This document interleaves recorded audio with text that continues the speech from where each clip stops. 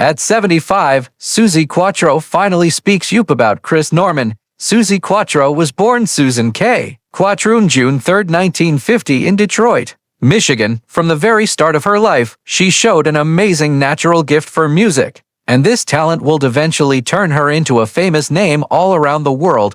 Unlike many female singers of her time, Suzi didn't just become a singer standing in front of a band. She broke down walls by making her own place as a bass-playing leather-wearing rock star in a business run by men. She became a trailblazer both in music and in culture, and her story continues to inspire new generations of musicians. Growing up in a music-loving family, Suzi was surrounded by rhythm, harmony, and creative expression from the start. Her father, Art Quatro, was a musician, and music was always playing in her home. This atmosphere of artistic sport gave her the confidence to find her own voice and her own place in the world of sound. By the time she was a teenager, she was already deep into performing, starting an all-girl garage rock band with her sisters. Called the Pleasure Seekers, this group was groundbreaking in itself because it was one of the first all-female rock bands to get attention at a time when women were almost never given the chance to play instruments. Suzi played bass, sang,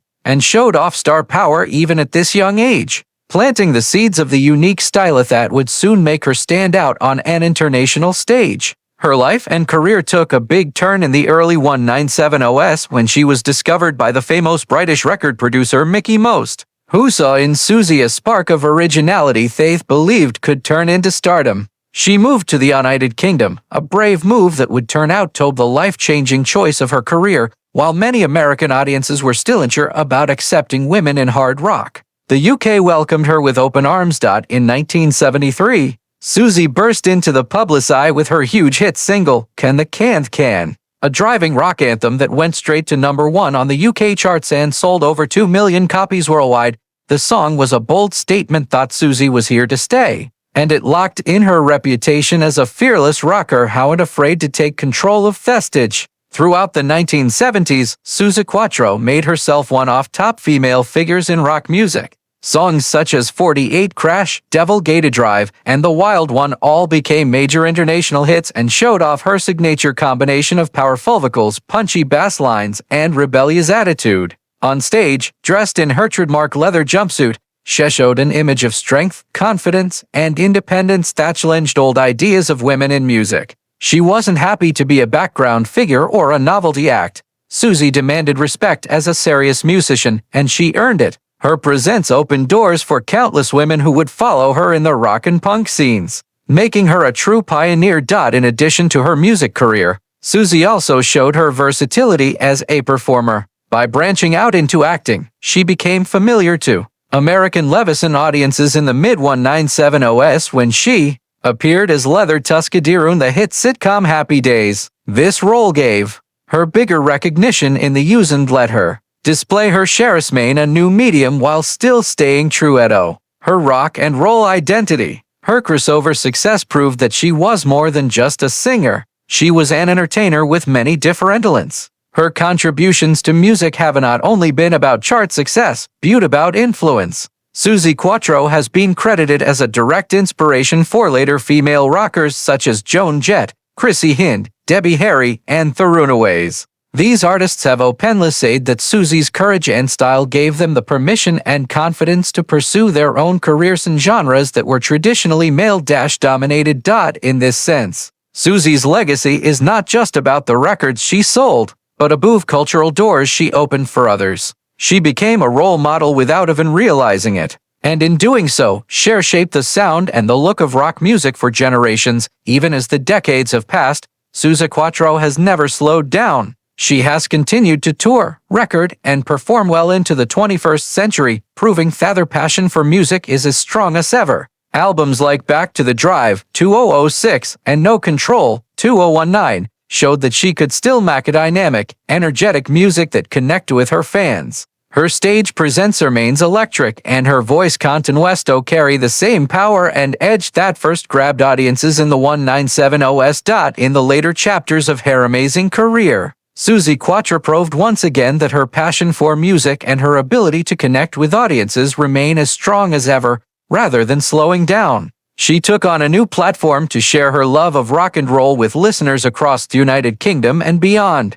Taking to the airwaves on BBC Radio 2, Quatro brought her trademark charisma, knowledge of rock history, and personal stories from decades in the industry to a whole new audience. Her first radio show, a lively program titled Rocking with Suzi Q, was more than just a show. It was a celebration of the music that shaped generations. Listeners tuned in not only to hear the classic tracks echoes, but also to experience them through her eyes, made richer by her behind-the-scenes stories and genuine ethnicism. Building on that success, she later launched a second program called Wake Up Little Suzi, which carried the same sense of energy and realness while offering a fresh spin on her love for the genre. These programs quickly became favorites among fans who loved hearing Quatro's voice, not just as a singer, but as a storyteller, guide, and champion of the music that continues to inspire her. By stepping into radio broadcasting, she showed once more that her talent goes far beyond the stage, proving that Suzi Quattro is not just a rock star, but also a cultural icon with a timeless ability to entertain, educate, and excite. In 1976, at the height of her career as a pioneering female rock musician, Suzi Quattro made a major personal commitment when she married her longtime guitarist and musical partner, Len Tucky. Their marriage was not only a union of hearts, but also a continuation of the professional partnership they had built in stage. Tucky, a talented guitarist, had been part of Quatro's touring band, and the two shared not just a passion for music, but also an understanding of unique pressures and demands of life in the rock industry. Together, they built a family, welcoming 2 children during the course of their marriage. Balancing motherhood with a demanding guitarist career was no easy task, but Quatro, known for her strength and determination, managed to find ways to take care of both her family and her music, despite their deep connection. However, the marriage faced challenges over years. By 1992, after 16 years together, Quatro and Tucky divorced, marking the end of a big chapter in her personal life. During their years as a family, Quatro and Tucky had made a large investment in their future together when they purchased a stately manor house in 1980, located not far from Chelmsford in Essex, England. The manor represented both stability and success. The couple raised their children there, providing a sense of home away from the constant travel and public attention that came with Quatro's career. After the divorce, Quatro continued to live in the manor with her 2 children, holding into the house as a place of continuity for her family. It became a safe haven where she could balance her private responsibility as a mother with her public role as an international proffer. In 1993, not long after her divorce, Suzi Quattro remarried, this time to German concert promoter Rainer Haas. Haas's work within the music industry.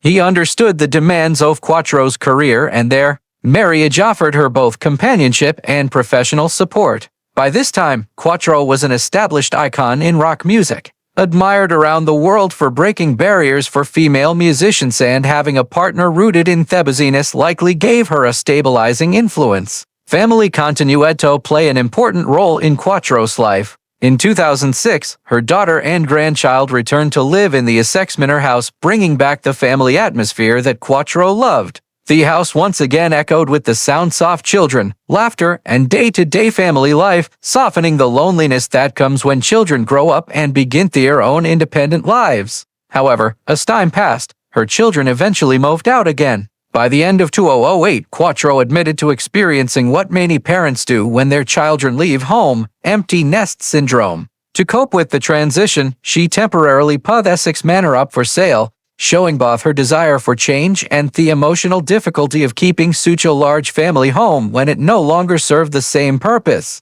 Despite these shifts, Quatro has remained deeply connected to the places that shaped her life. She continues to divide her time between Essex and Hamburg, maintaining these both to her life in England and to her husband's native Germany. Hamburg, with its strong musical heritage, also gives her a vibrant cultural base. At the same time, Quatro has never lost her attachment to her roots in the United States, particularly her hometown of Detroit, Michigan, where her musical journey first began. By keeping residences in Essex, Hamburg, and occasionally spending time in Detroit, she shows the truly international nature of her life and career, embodying the spirit of a woman whose music and personal experience span continents and generations. At 75 years old, Suzi Quattro has lived through 5 decades in the spotlight, carving out a place in music history as one of the first women to truly break into the male-dominated world of rock and roll. She's known for her leather jumpsuits, her thunderous bass lines, and her never-giving-up spirit on stage. But chapter of her career has always carried a special glow.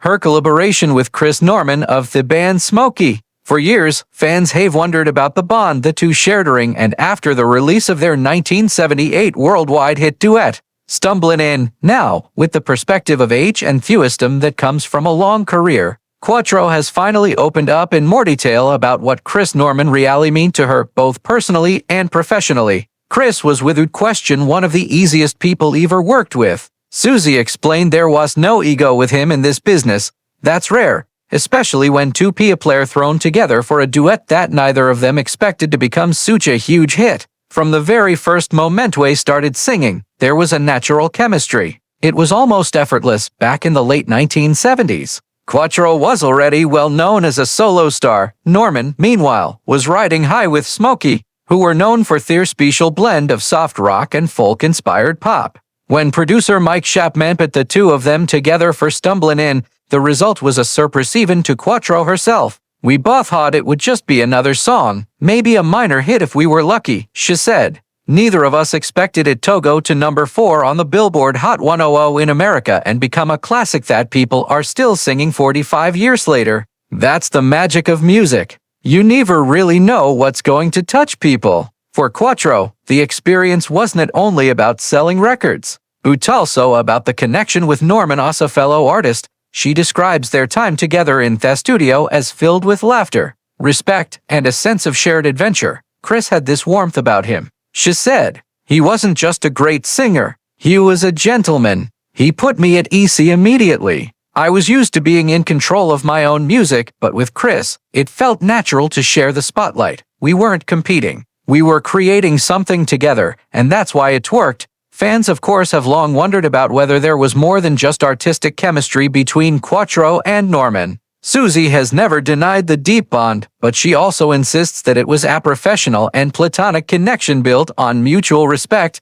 People love to imagine romances behind these scenes. She laughed. The truth is we loved each other, but it was about the music. We were both married at the time and we respected that. What we had was a friendship and a musical partnership that created something timeless. And honestly, that's even more special in some ways. Looking back now, Suzi sees Stumblin' In not just as a hit song, but also as a reminder of how one song can shape the way the world remembers you. "I will always be the leather-clad rocker with the bass guitar," she said. "But for millions of people, I'll also always the voice on that duet with Chris, and I don't mind that. I'm proud of it. It showed another side of me. Softer, more vulnerable, but still strong." Even today, decades later, Quatro and Norman remain friends. Occasional erection for interviews and anniversary celebrations of their hit.